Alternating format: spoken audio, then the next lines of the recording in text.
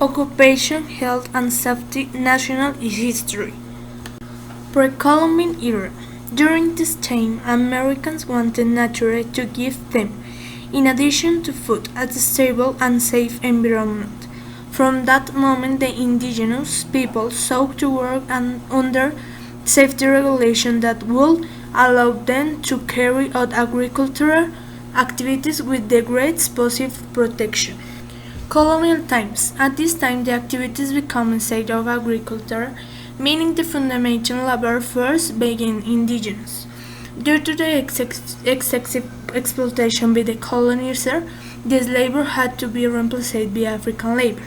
At the time of the colony, or also known as the time of New Granada, a political, administrative, social, political, and economic organization was installed, under which a labor and coexistent security passed to the order and direction of the viceroy.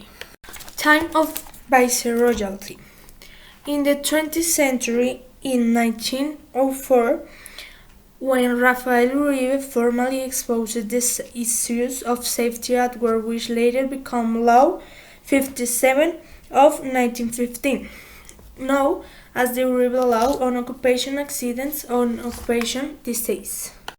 In 1915, the Substantive Labor Code is issued, which establishes standards related to occupational health such as working hours, compulsory rest, benefits for occupational accidents and disease, and hygiene. In this decade, legislation on occupational health in the public sector was also developed and decreased 3,120 of 69, 48 of 69 were issued, which allowed to regulate the labor regimen and benefit of public employments. In 1984, the first National Occupational Health Policy was drawn up with the participation of entities that at the time constituted the National Occupational Health Committee. 16. In 2009, with the modification of Article 16 Resolution 2346 of 2007 by Resolution 1918 of that year, it was established that the doctors specializing in occupational medicine or occupational health who are part of the company's medical service will have the custody of the occupational medical history and are responsible for guaranteeing its confidentiality. In the present, thanks to Colombian legislation in terms of occupational health and safety, there has been an evolution in regulation on occupational hazards, allowing the implementation of a GHST as something indispensable in any organization with respect to the people who belong to it. In this way, decent conditions can be warranted for a worker's thus reduction the barriers to integration, participation, and equity. Okay, we start with antiquity and middle age. The slaves played an important role in the productive activities of the ancient world, since they were the ones who performed the most arduous and risky tasks.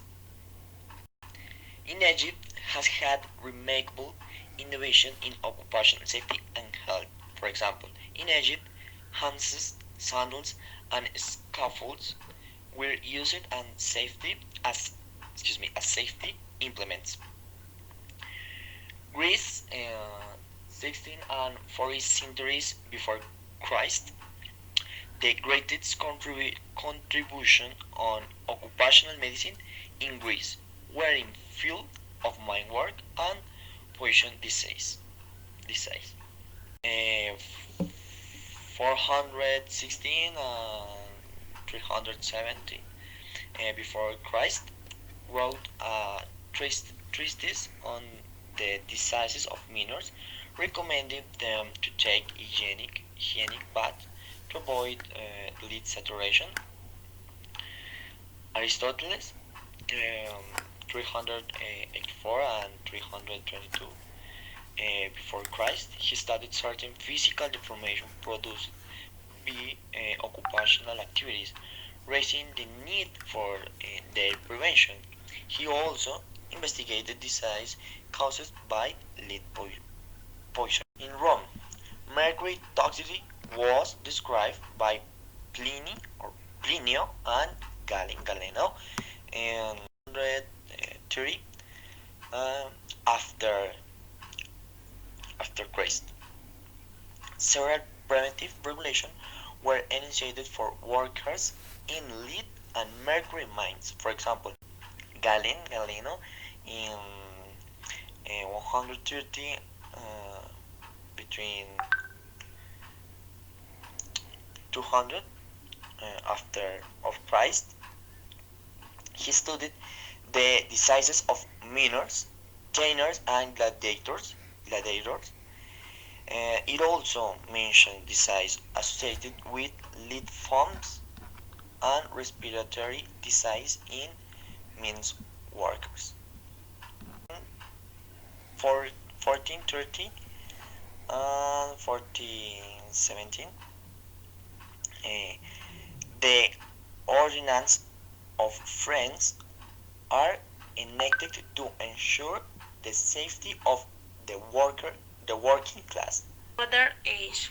Kircher writes Mondo Subterraneous, where he describes some symptoms and signs of minor illness such as cough, dyspnea, and cachexia. Industrial Revolution, laws protecting workers began to be implemented. In 77 in Spain, Carlos III had the Edict of Protections Against Accidents and Occupational Health and Safety. In the 19th century, workers didn't have the kinds of basic safety practice and compensation schemes that we take for granted these days. In 1837, United Kingdom briefly bis further cast established occupational health and safety as part of common law. And in 1883 and 1884, Germany, Otto von Bismarck enacted the first social security legislation in the Western world in 1883 and followed up the first workers' compensation law in 1884. In 1921, its Service and Accident Prevention is created. And finally, in 1960, industrial safety is already a science and a profession whose contributions to industry and work are valued insofar as occupational risks are eliminated or minimized, allowing the economic costs that affect production to be reduced.